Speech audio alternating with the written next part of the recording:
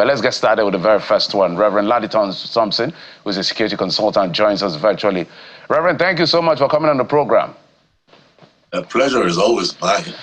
You know, I've listened to you for a long time, and sometimes when these things are not happening, I remember some of the things you said, some of the warnings you gave, actually.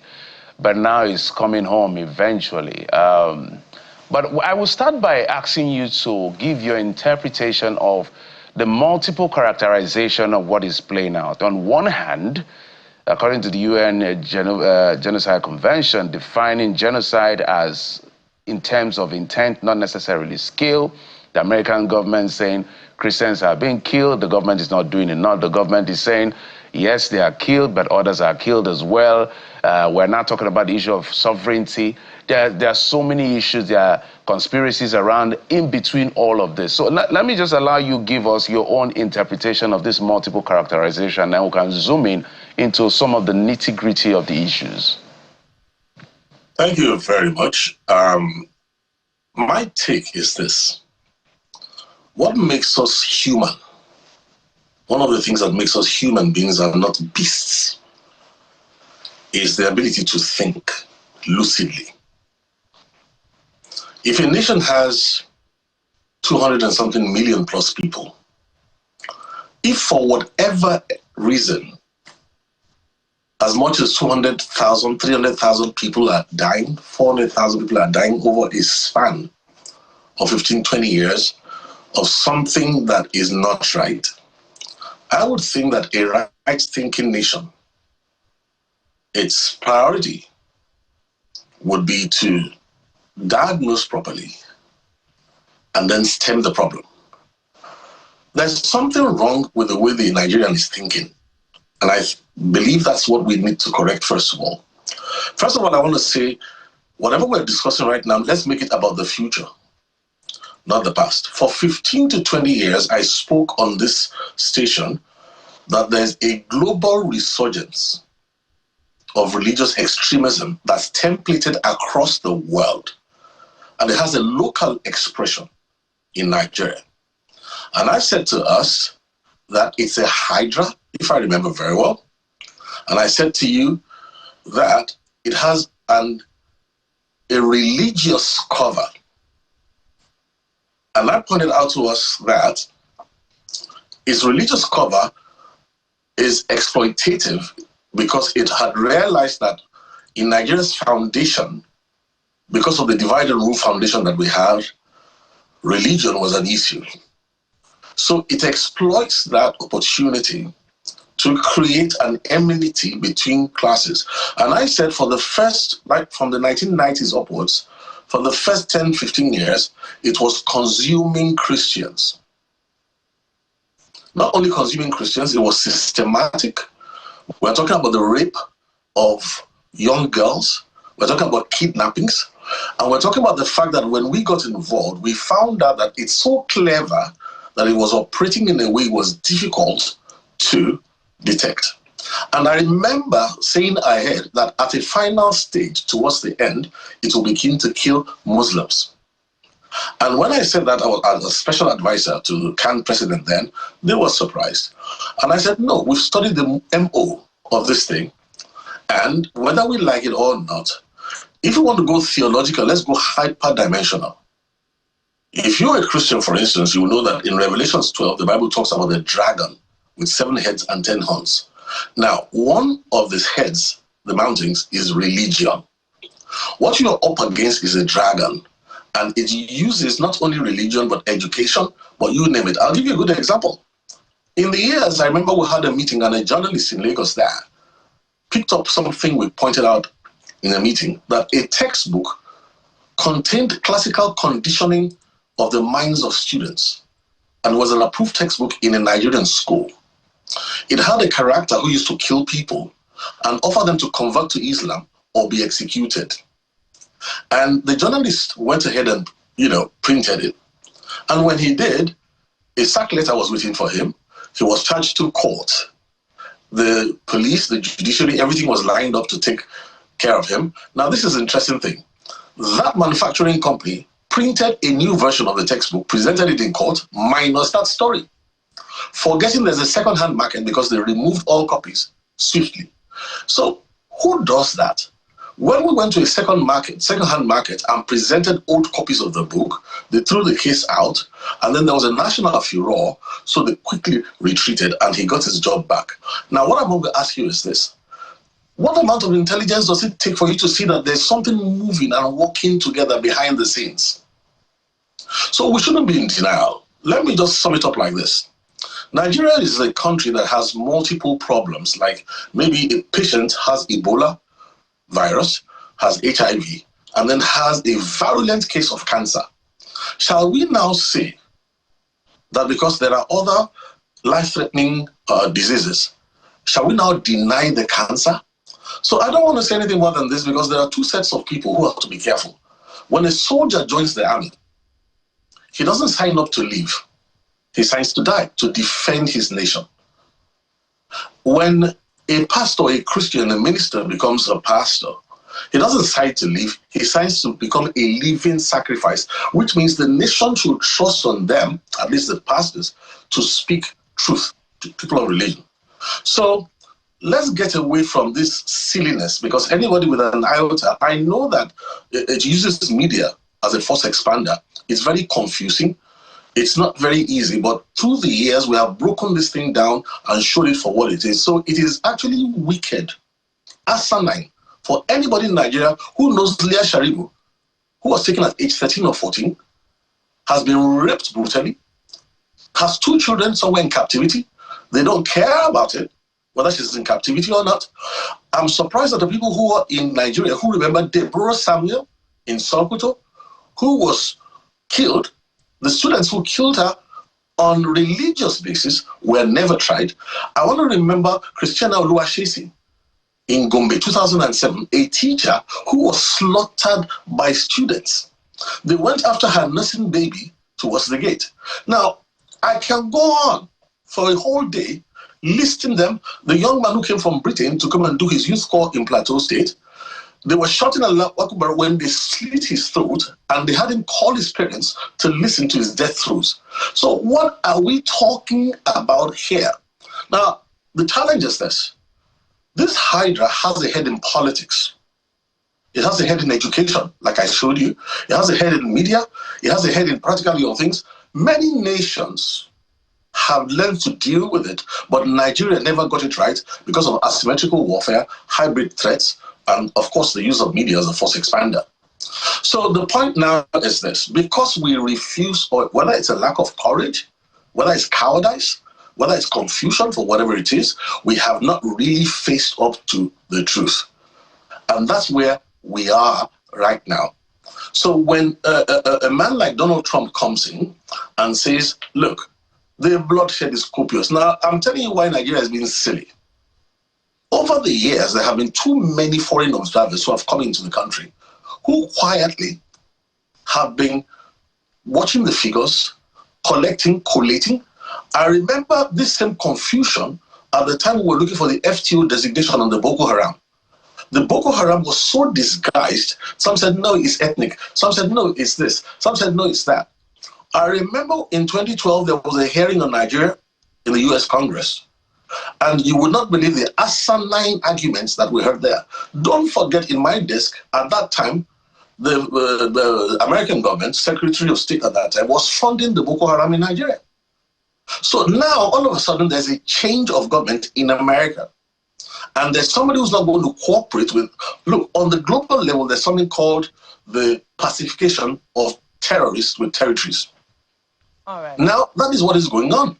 All right. But all of a sudden comes a president who says, no, we won't do that. So let's get out of denial and protect the future of our children. What should we do now is what we should be talking about. Not all this politicking, spreading money around, being silly with our future. Indeed. The same thing I spoke on just a minute. I spoke on this program some years ago when an Al-Qaeda member was appointed a federal minister in Nigeria.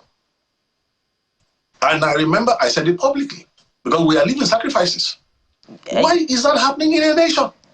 And why are we pretending? Indeed, Reverend Thompson, we've listened to you over the years speak to these issues in what seems a clairvoyant manner, and it appears as if they're playing out right before us now. Speaking of which, let's understand how we got here in the first place.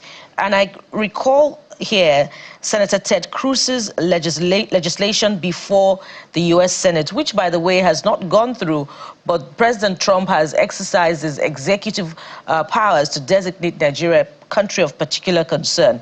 The bill 82747, also known as the Nigeria Religious Freedom Accountability Act of 2025, seeks to compel the U.S. government to designate Nigeria CPC, country of particular concern.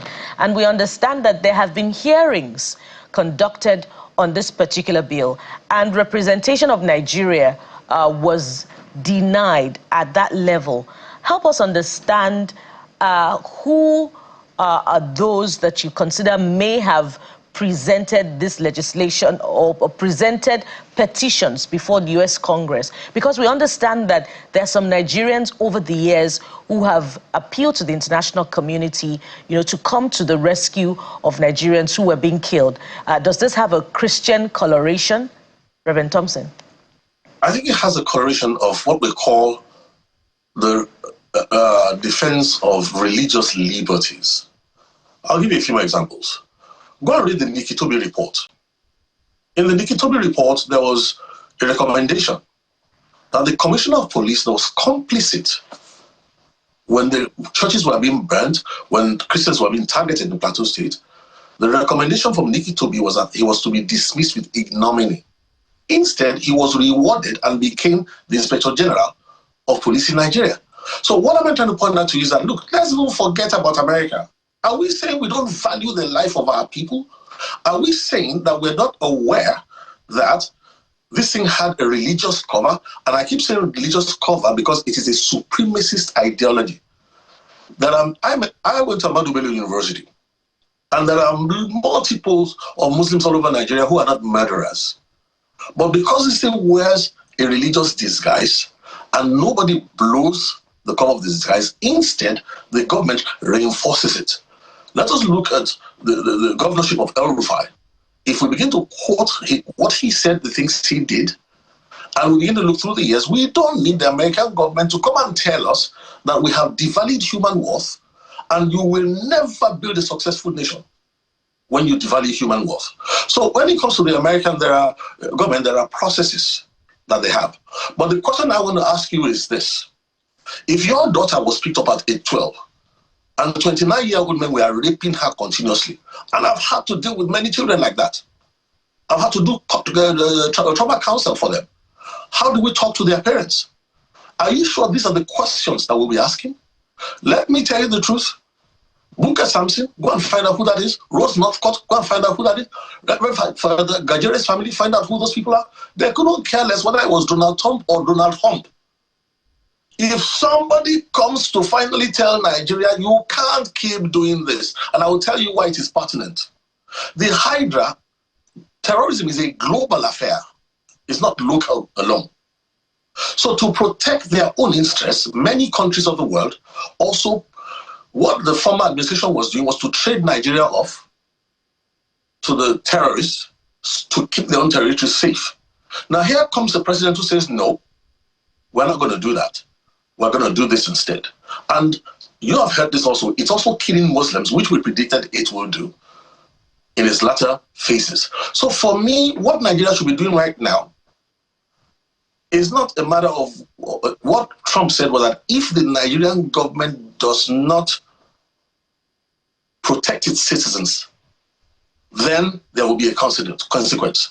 Now, the question is it true that the value of the life of a citizen in Nigeria is of no value?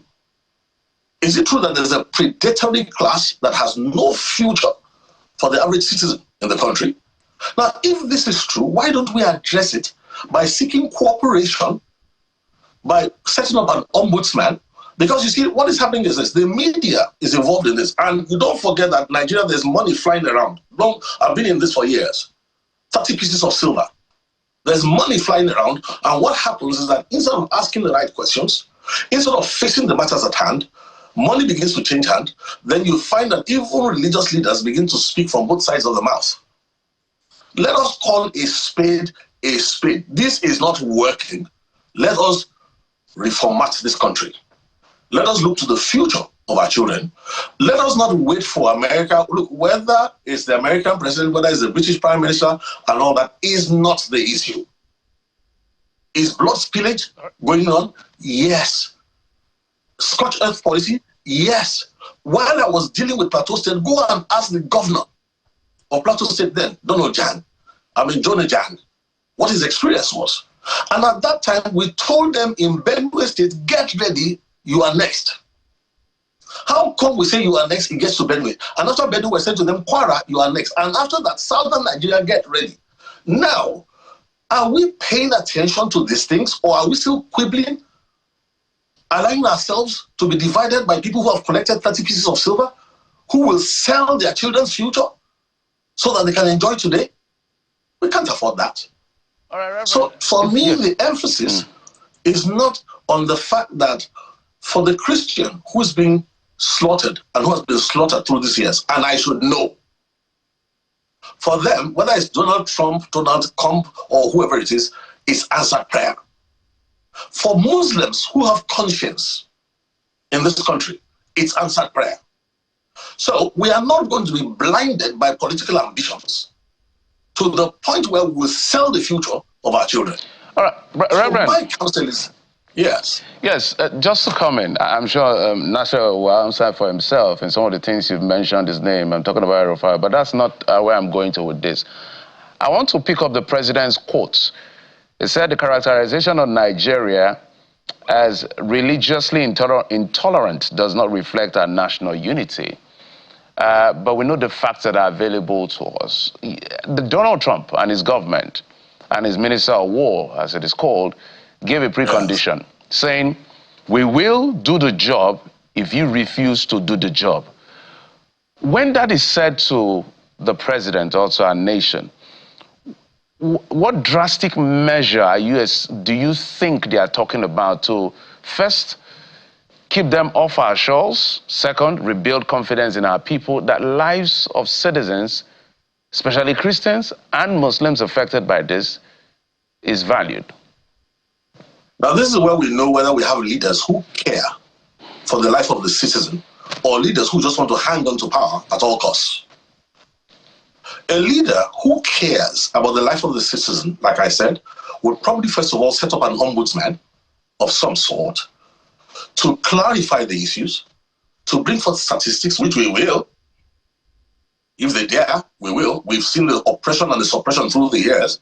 And if that president knows that this is not right, and if that president knows that there's no infiltration in high places as admitted by presidents before him, if that president is a serious-minded person, the focus should be protecting the lives of our people. Now, what is America talking about here?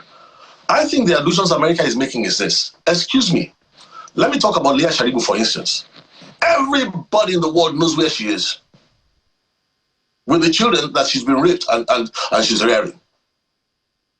Where the locations of terrorist camps are, everybody has been telling us for years, and we've been saying it, that there's complicity in high places.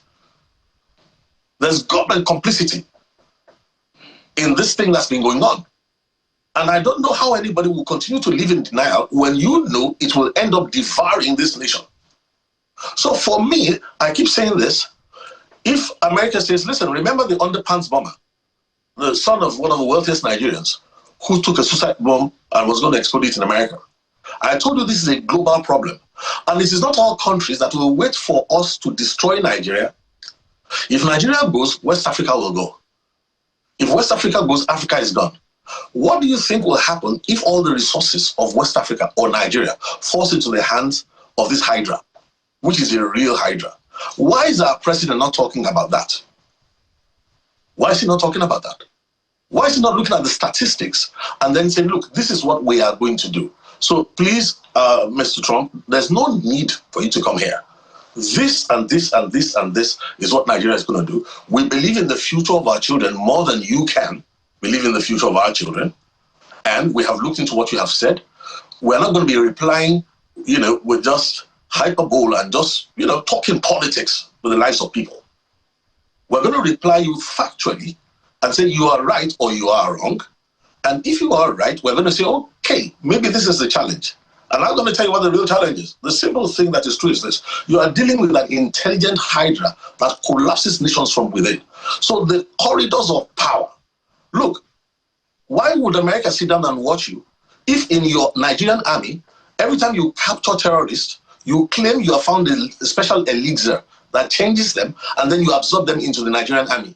Now, the people sitting down and watching that happen, is it that they are not thinking? Is it that they don't understand what the future is going to bring? So I keep saying something to us. The buck stops at the president's table, which is what I said when Muhammad Buhari was the president of this country. The buck stops at his president's table, and it's unfortunate, that statement he made, when he said that the genocide is a lie from the pits of hell. People like us, we will show him that it's not a lie. And the Sultan piped up and said something like that. With all due respect to the Sultan, the question I asked the Sultan was this. If we came and provided proof statistically all through the years of the killings, all the way from Rigasa 2000, and showed you pictures, I got tired. Look, I began to feel, I don't know whether it will affect you or not when you see the amount of blood spill. I've been in places where the bombs are still exploding. Go and ask my friend Musa Tula in Bauchi. You're having church services, an explosion, then a leg will land in the church. And because this thing is being done systematically, this church in the south will pick up 30 pieces of silver and then be talking in tongues on both sides of the mouth. What is going to happen to the children? So let's bring it back home here. Is it true? And if it is true, what are we doing? Forget about what America is doing. If it is true that our forests, let me even tell you the truth now, we are living sacrifices. I had a security meeting with the governors of the Southwest more than 10 years ago. At that security meeting, I remember furnishing proof where there were camps all in the forests. Did anybody go and clear the camps? No. Instead, we are talking. Excuse me, please, please. To be a human means we must function and think about the future of our children. Look, when people use terror clinically, people become cowards. People become confused. So let us face the issue around protect the future. Listen, Nigeria is a great country. I attended Ahmadu Bello University. Northerners are kosher. Let us reformat the country properly. We have systemic problems. For you to get into politics, the Hydra knows how to play you. All right.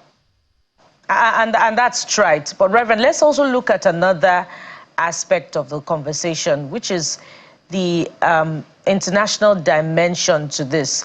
And I'm just going to ask simply, without any leads, what's in it for the United States? Can we say that genuinely they're so concerned about Christians, regardless of whether or not, the genocidal aspect to it is valid? What's in it for the United States? Okay, let's talk about the war of narratives. Let me tell you what is not in it for the United States. For many years, the total annual budget of Nigeria, all put together, is usually the same at par with the budget of Hartsfield-Jackson Airport, or one of those airports in Atlanta. The total budget of Nigeria. Secondly, for every year, do you know how much the diaspora sends into this country? So, first of all, this war of narratives where people are saying, oh, America wants this from us, America wants that from us. Hello? Can we please wake up and smell the coffee? Let me tell you what is really going on. On the global stage, if you go and study Fukuyama, Francis Fukuyama, the last man standing, Henry Kissinger, Kaplan, and Huntington, everybody knows that a new day is coming in front. So the challenge right now is that many countries who have the strength are contributing to try and control the narrative of the new global order, of the new day that is coming. So all over the world, quietly, these forces are clashing all over the world. Now, when all the people did all their researches They thought it was either going to be the Russian bear, or it was going to be the Chinese dragon, or it was going to be the the sword of the Middle East, and all the contending factors. Africa was not. Look, Africa as usual is fast asleep. Nigeria is the giant of Africa. We are the ones who should be talking about the global future and the part of the African in the global future. Now, this is really what is going on. So because those people are having these tussles out there, they are struggling to control the narrative. Now, what they did not see coming was that one man will get to power in America and change the dynamics of power completely, who somehow would seize his presidency and use it in a way that has never been used before. Let me tell you what is going on that we don't realize. We're looking at the new future. We're looking at the tussle that determines the dynamics. Right now, Nigeria says we have a democratic republic, a shambolic democratic republic that has no checks and balances, that encourages corruption. Now, the people who have the original one are tweaking it already. The Chinese are tweaking it. Everybody's making their answer. What is our contribution? That is really what is going on. And I want to say to us, Nigeria needs to understand this. Our destiny is to rescue Africa. If we manage our diversity in Nigeria properly, we shut down this killing of Christians, killing of Muslims at the last hour and all that, and we create a proper nation. Our children, listen, people will leave America and come and live in Nigeria. People will leave Britain and come and live in Nigeria. We have everything that anybody can ever wish for. The only disaster is, right now, there's an age bracket, I think everybody 55 and above now are a national problem. Listen to them talk. The younger generation are not even allowed to have a life to live. How can there be a nation devoid of a future? What I'm asking myself is, sometimes I want to ask President Ahmed Tinubu, these days of artificial intelligence, these are days when the cutting edge of science and technology, 2 states in Nigeria can feed the entire country. We are still talking about desertification. When all over the world, we have Nigerians in positions of authority in every field, whether it's robotics, nanotechnology, you name it, we've got it. Where is a central vision that will bring it all together? Yeah, Reverend, your points are well noted. And I think you're one of the persons at this point that has to be called into the room for us to have that brutal, honest conversation so that we're not lost in politics, because we're seeing all kinds of rhetorics, some very laughable, some very, I don't want to use the word because we're on TV, but you know exactly what I'm talking about. But it's for national interest so that we get to a point as a continent, as a people, where we value human lives, which is what you've been advocating for a very long time. Reverend Larry Thompson, thank you, sir, for coming on the program. We appreciate you, as always. Pleasure is mine. Thank you very much for having me.